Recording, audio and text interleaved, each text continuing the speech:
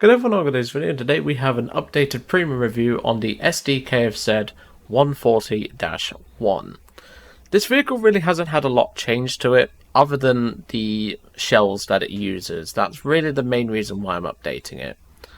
And in general, the tanks that it meets now are a little bit tougher for it, but it can still do some work.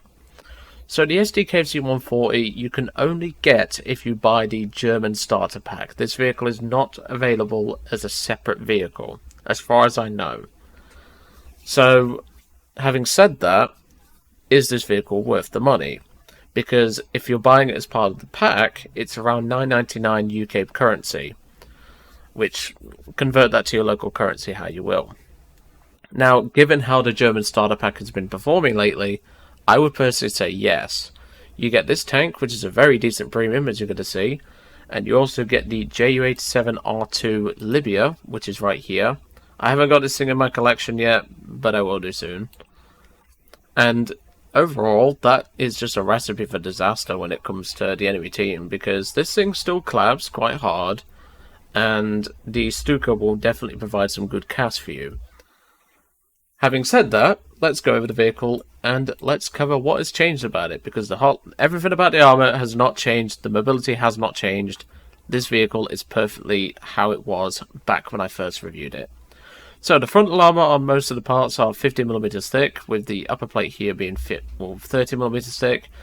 There are some extra track links which provide around, I believe, 7.5mm of extra armour, so they are quite useful. The main weak spot of this vehicle from the front is just underneath the turret itself, which is 30. It's right here.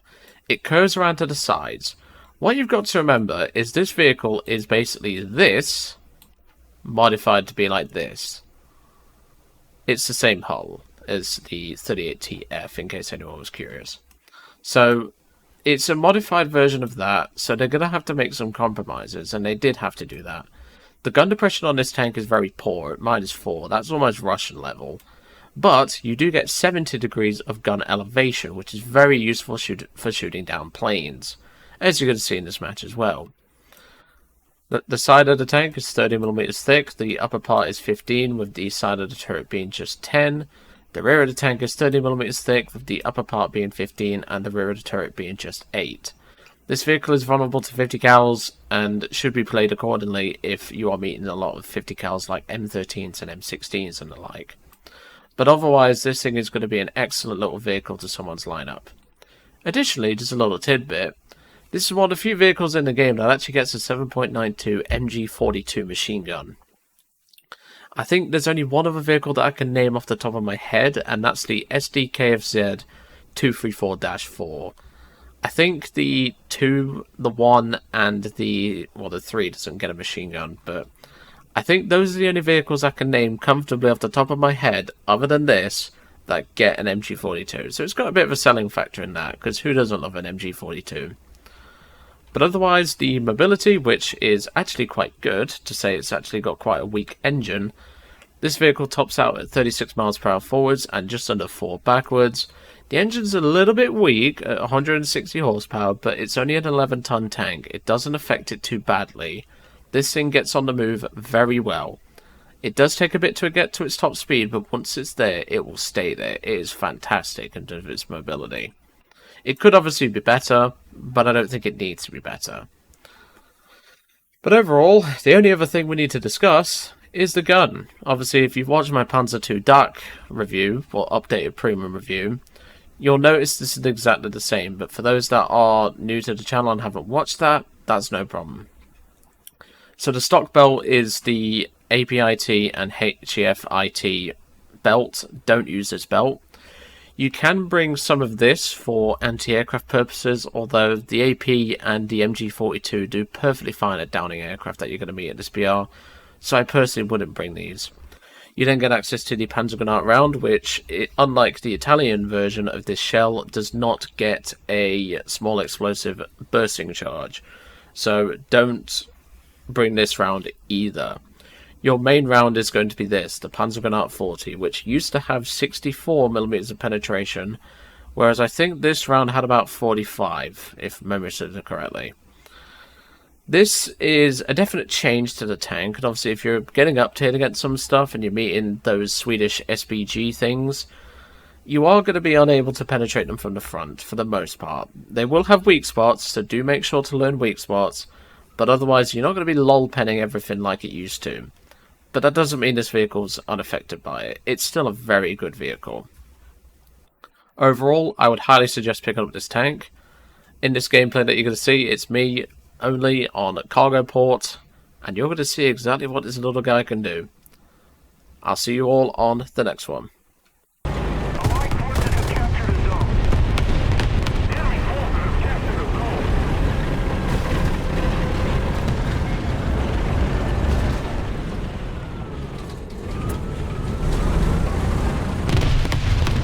Well, there is something on the cap.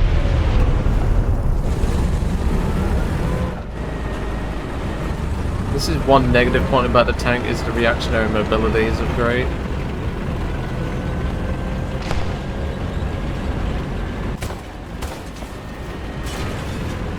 Let's see if we can move up and help.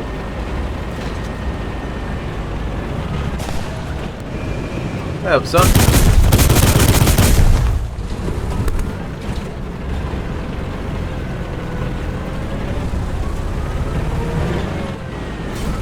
Okay, looks like that is the only tank around here. We've captured most of the strategic zones. Alright, let's move up. I'm going to make my way towards the B point.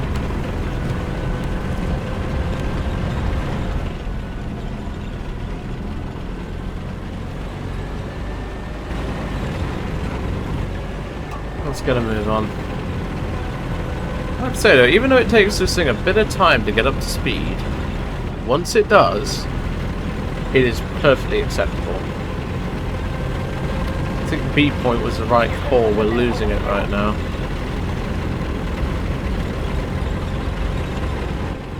I had a panic then. I thought that was an enemy tank, no, it's just a fucking car. The only reason why it's a little slow is because the engine's a little bit weak, but it's not too bad.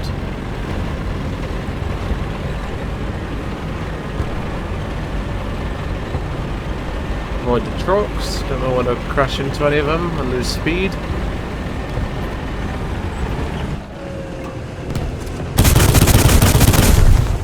Oh, I just missed it, god damn it.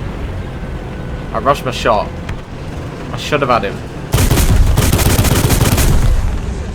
There we go. You get loads of ammo in this thing, so don't worry about pelting a full belt into someone. The reload's pretty generous.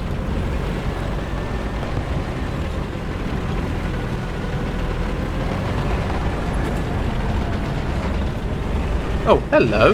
Afternoon.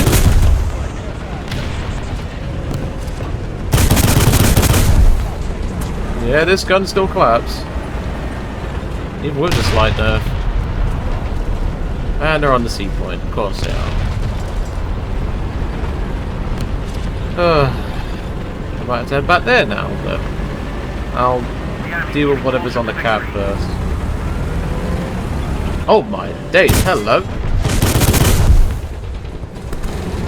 Yeah, that's why you use the front armour in this thing first. People think it's just a normal Panzer 38 with like 25mm armour. Just scaled up to fit this turret, but nope. This thing has 50, it's based on the F-hull. I didn't have a shot at him there. If he gets a shot at me though, well I'm dead, because I can't pen that thing from the front. Yeah, don't worry buddy, I just saw it.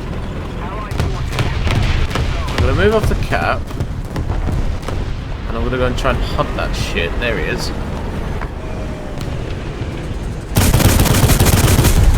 Oh, I want an ammo rack him, god damn it. Hey up, son. There we go, that's another roll this thing can do. Oh no. Beat straight by a plane. Oh, my gunner. That is not ideal. Where did he go? think I can hear him still. Yeah, there he is. You little shit. I get it, you little bastard. Yeah, goodbye. Another zone captured. We have the advantage. Yeah, this thing still absolutely claps. What the hell just hit me from the front? Oh, it's there, pan hard. Tank with the armour. Okay, I think we're good. Let's repair the tank. That Panhard just took out my teammate. I know I say Panhard and it comes up in the kill feed as AMD 35, but that's the factory designation for it. The AMD designation, I believe, is the army designation for it. So it looks like there was 2 of them. I don't know how he didn't kill my gunner as well, but... Hang on a minute. I can hear something. No, no, no, no, no, no, no! I'm gonna risk it. Ah, he got my fucking engine. Ah, that's a good run. That's a very good run for this tank. I didn't really have much of a choice there, to be honest. But there you go. This thing absolutely still claps.